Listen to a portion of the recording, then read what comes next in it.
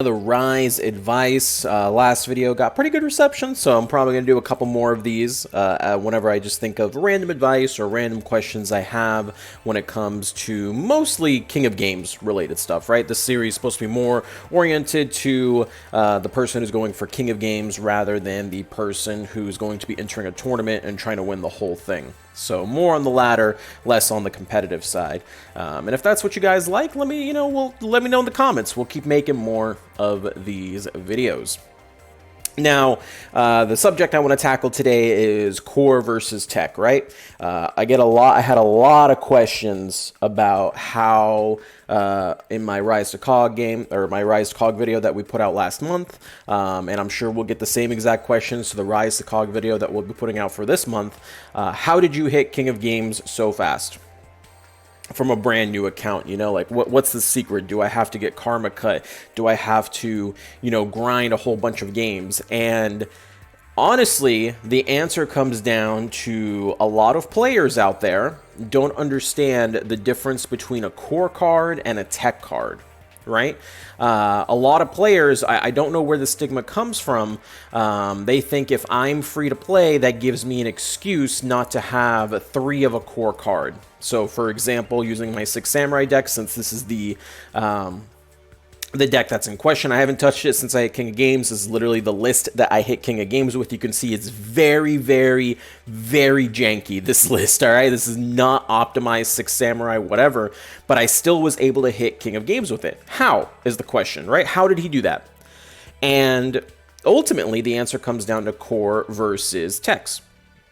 I see a lot of people, they try to, they see 3 URs, 3 URs from an archetype, and they think, well, I'm free to play, so that means I can only play 2, right? Like, I can get away with that. And that is where a lot of people get tripped up, right? When you examine a deck, the first thing you have to consider is what is your win condition, right? And I'm not going to go super deep into what a win condition is. That'll probably be another Rise advice, play to your win cons or something like that. But just so you know, the basic premise is, how does your deck win? What is your deck going to do to actively win the game instead of just waiting to see if your opponent misplays? And again, using 6 Samurai as an example, I kind of put it as 3 points into winning the game. First point, summon Shien to help disrupt our opponent. Second point, disrupt the opponent with 6 Samurai tools, bounces, banishes, etc. And then third point, swarm the board in order to push for lethal. Those are the 3 pillars that I kind of have to reach in order to win a game, assuming the opponent doesn't brick or misplay again. So when we're looking at building a deck, a card like Kazan, that accomplishes 2 of my win condition pillars in a single row.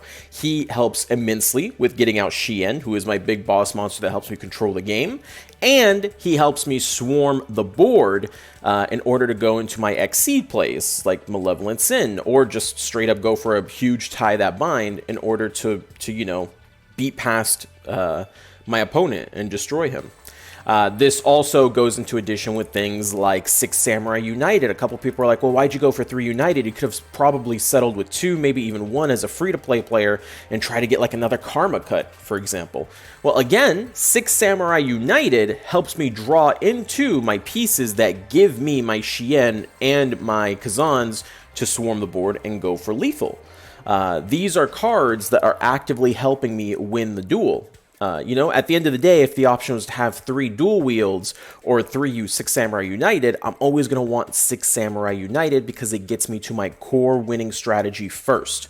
Things like dual wield, Return of the 6 Samurai, Kizaru, Karma Cut, Cunning of the 6 Samurai, Trishula, all these cards are just nice little extra cards to have to further push for the game if I don't have it secured quite yet. So I think a lot of people, when they're building decks, they like to cut corners and be like, oh, well, I really want to play more Karma Cut in this build because I have Karma Cuts and I could just replace a Kazan with a Karma Cut or replace a 6 Samurai Unite with a Karma Cut. Or, you know, six style dual wield is such a clutch card. I need 3 copies of it to really be effective. Or, oh my god, if I had Book of Moon, my deck would be better. But, you know, what's very important to remember is King of Games is all about the marathon. It's not a rush to get there. You get 30 full days. There is no difference between getting King of Games on day 1 and getting King of Games on day 3. There might be a small minority of people out there that are like, well, day 1 King of Games is harder, duh, duh, duh. It's not.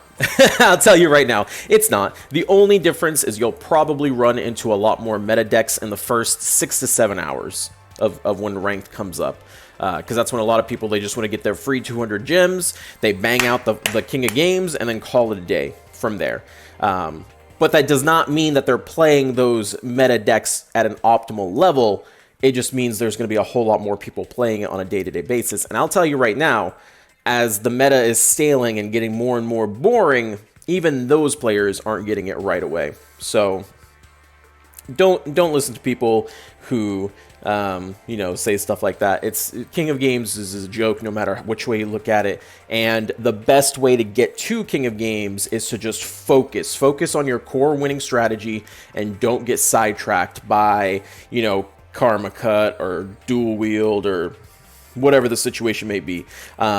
This is, you know, a deck that more relates to this would be something like Harpies, which actually, funny enough, have similar win condition as Six Samurai, right? Summon your big slash Harpy lady. That's one of your win conditions. Disrupt your opponent with Harpy slash lady and, you know, whatever other Harpy cards you have. And then swarm the board with Elegant Egotist and your other Harpies to go into your Exceed monsters to push for lethal at that point. So same situation there. You know, that's why people want to play 3 Perfumer, 3 Channeler, etc., etc., etc. Even though you could probably get away with 2 Perfumer, right? And you could go get 3 Swallow's Nest, for example. Getting your core, your Harpy Perfumer, your Harpy Channeler, your 2 Elegant Egotist, all that, if you have your core winning strategies, right, you're going to win more games in the marathon than, oh, you know, I have this explosive power in text, you know, my unsearchable Karma Cut. I just happened to open it 3 games in a row and I won all 3 games. That's awesome. But if you have 100+ games to go before you hit King of Games, that's not going to mean much at the end of the day. So just keep that in mind when you're building your deck list. That's how you hit easy cogs. Build to your core, not to your tech and your cheese plays. If you're having trouble distinguishing what is a core play and what is not a core play, you can hit me up on Twitch. I stream almost every day on Twitch. We have a lot of tournament games going on, so there's a lot of time to ask questions. You can also hit us up on the Discord. We have a bunch of new players that can help you identify what your core winning strategies are and push towards those core winning strategies rather than you just figuring them out on your own. That's going to be it from me. If you guys have any ideas of what some other cool Rye advice videos would be, just hit me up in the comments. I was thinking maybe definitely win condition. That's a huge one. I was thinking also, you know, why save gems or understanding when to save gems versus to use your gems. I was thinking of also how to play around certain hand traps. There's a lot of small details out there that we can talk about in videos like this in a little bit shorter format. So just let me know what you guys like to see. Peace out.